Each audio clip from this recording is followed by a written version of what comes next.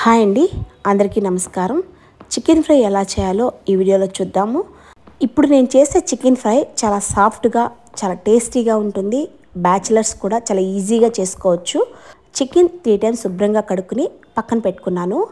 అందులో పసుపు, ఉప్పు, కారం, అల్లం వెల్లుల్లి పేస్ట్, పెరుగు 3 స్పూన్స్ వేసుకున్నానండి.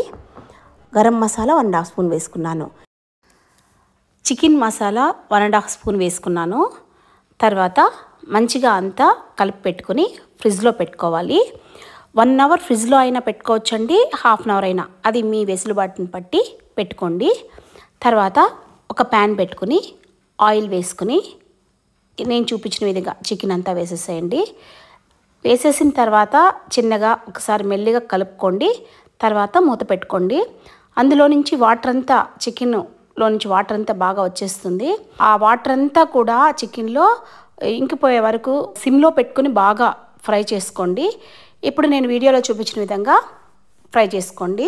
చాలా ఈజీగా, చాలా సాఫ్ట్గా, టేస్ట్గా ఉంటుందండి. బ్యాచిలర్స్ ఈజీగా చేసుకునే రెసిపీ ఒక్కసారి ట్రై చేసి మీకు నచ్చితే ఒక లైక్ ఇవ్వండి. నమస్కారం.